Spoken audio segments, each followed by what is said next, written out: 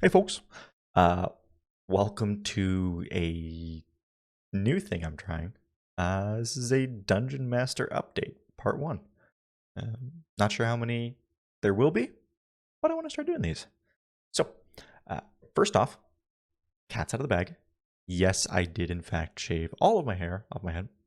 It is for medical reasons, so I'm going to leave it at that and move on from there. Okay.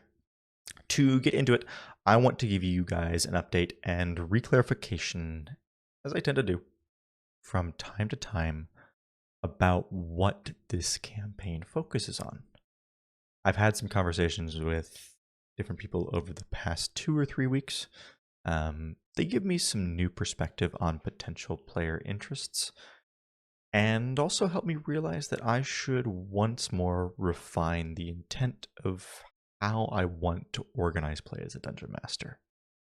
As you already know, I enjoy a somewhat old school approach to Dungeons and Dragons, typically focusing on more classic stories involving iconic monsters from D&D history, lore that sets the groundwork for how the world is what's currently in popular culture today, expansive dungeons that really lean into that old school dungeon exploration, and the advancement of long-term ongoing plots with numerous interconnected story threads for you guys to follow up on.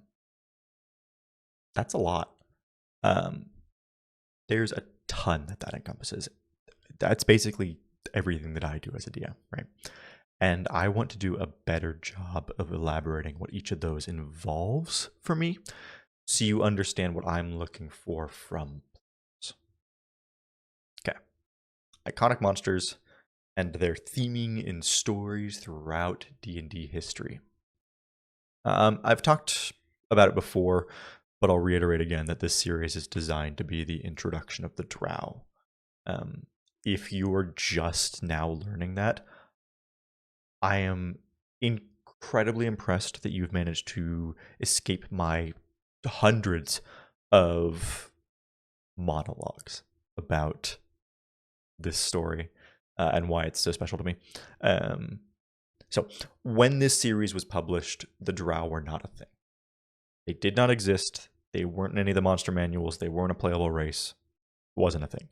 Which is hard to believe considering how synonymous they have become with D&D lore for people who are even vaguely knowledgeable about races found within Dungeons & Dragons.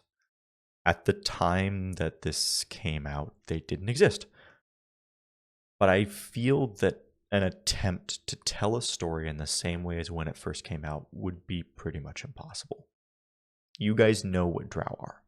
The Dark Elves are not some mysterious entity completely unknown to you as players. So instead, I saw this as an incredible opportunity for roleplay. A world in which your characters do not know what Drow are. And as players, you already know that they are conniving, they're backstabbing, they are secretive more than almost anything in this, fantasy universe.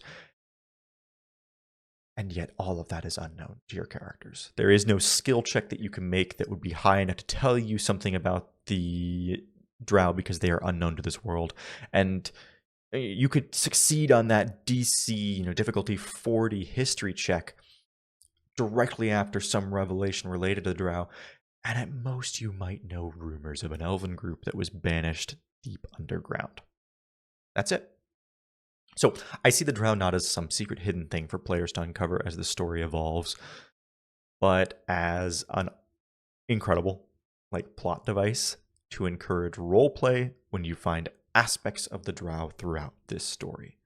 Really emphasize what does a discovery of something like this mean to your character, even if they're a farmer from a small town with no prior experience in the world, discovering this dark elven shrine to some spider god. Well, maybe they don't care much about that initially. But as things keep coming up, perhaps their interest might grow. That's for you to decide, right? That does tie us into the second part, though, of that initial block, which is the concept of playing within the lore that sets the groundwork for stories that are referenced nowadays, right? To expand on that with a question, what is it like to be in the story that eventually becomes the mythology or the historical background that most other campaigns take place in. Right? Simply put, the characters you guys are playing, regardless of how distant they wish to be from fame, how interested in only niche elements of the world, or how striving for glory and all of the accolades that come with it, all of those characters will eventually become known throughout the world.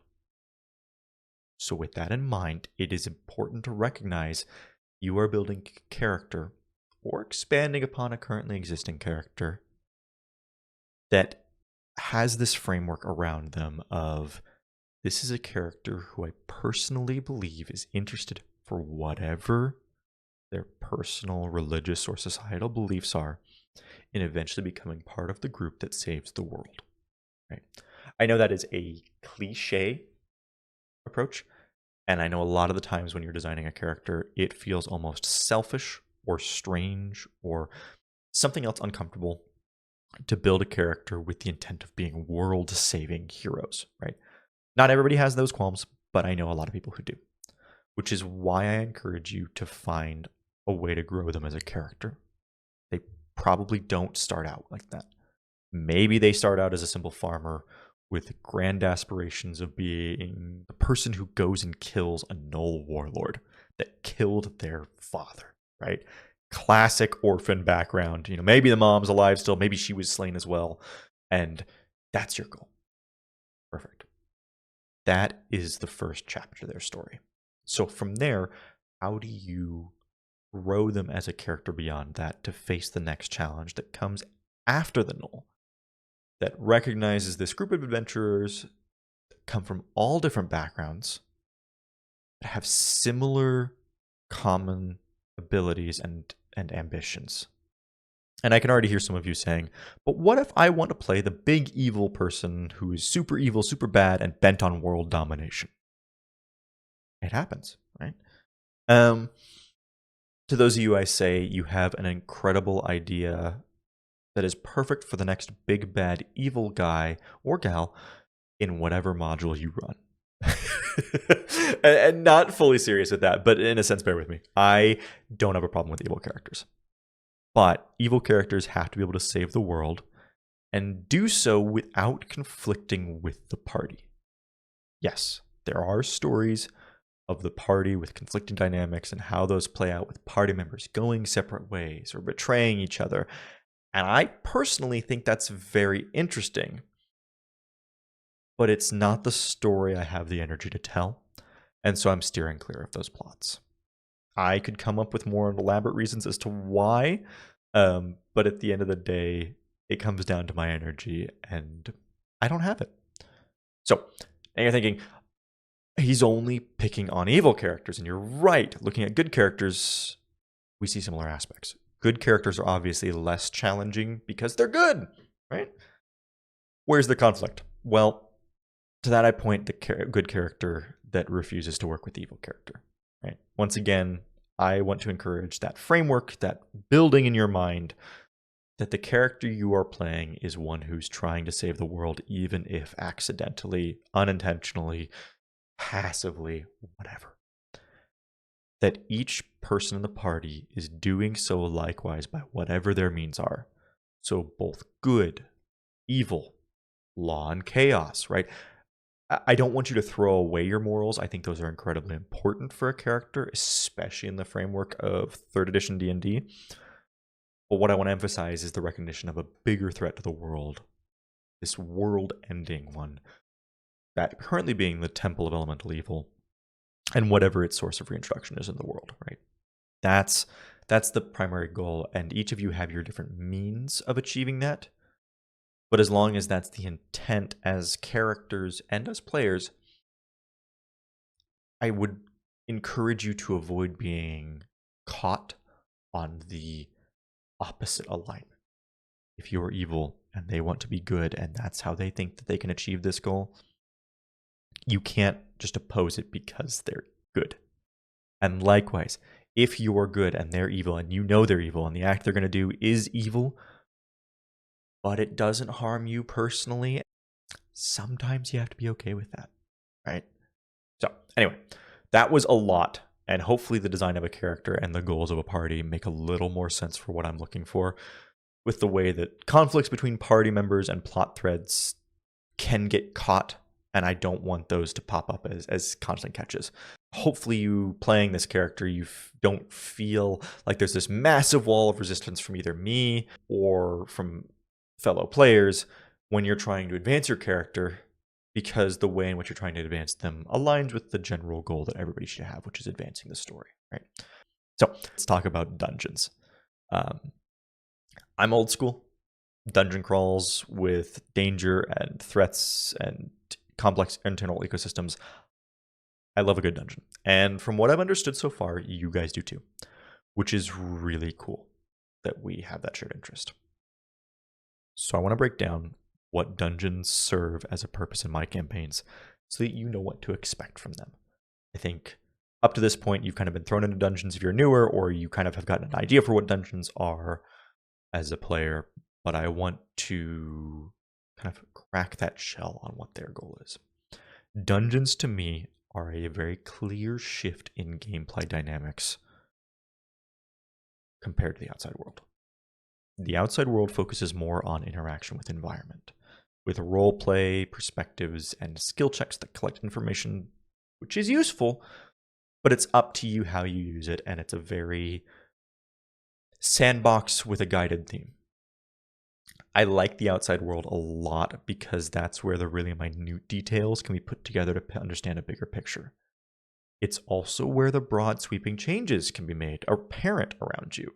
If something happens in Hamlet and the surrounding countryside, that's a far broader implication and impact on the world than something happening in a small room in a dungeon. But dungeons, on the other hand, are where your characters prove their mettle. That toughness, that resilience, the ability to push forward despite the dreadful circumstances that they are in, and they show the world why they are the heroes of this story. That doesn't mean every dungeon room has to be a massive exposition about why, if you don't defeat this final boss, the world will come to an end the following Tuesday. It can be simple traps. It can be small treasure rooms. It can be a hobgoblin who is obsessed with scimitars and katanas. But they are far more mechanically complex. When it comes to telling a story, I like a dungeon because they add a level of recognizing D&D as a game, which I think is more important to remember from time to time. They're also the way in which a large story moment can be actualized, meaning those long narrative elements that lead up to the boss fight, the building pressure before the final showdown, even the discovery of plot connecting components after the fight happens that point you in the next direction of where to go. Those are very important components to a story that I really, really enjoy. But without the actual fight, we are collectively telling a story like a book rather than playing D&D. In short, I think fights are incredible aspects of D&D, and I think dungeons do it really well. But I like to keep the narrative moving, and fights are not fast. They take up a lot of time, so I like the fights to have a purpose. I do think that purpose can sometimes be to be a smaller scale fight, so you have a comparison for when the big combats happen. But I tend to not enjoy and not try to set up back to back sessions of roll initiative, fight, next room, roll initiative, fight, next room, etc. Right? There is a name for that kind of campaign, if that's your style.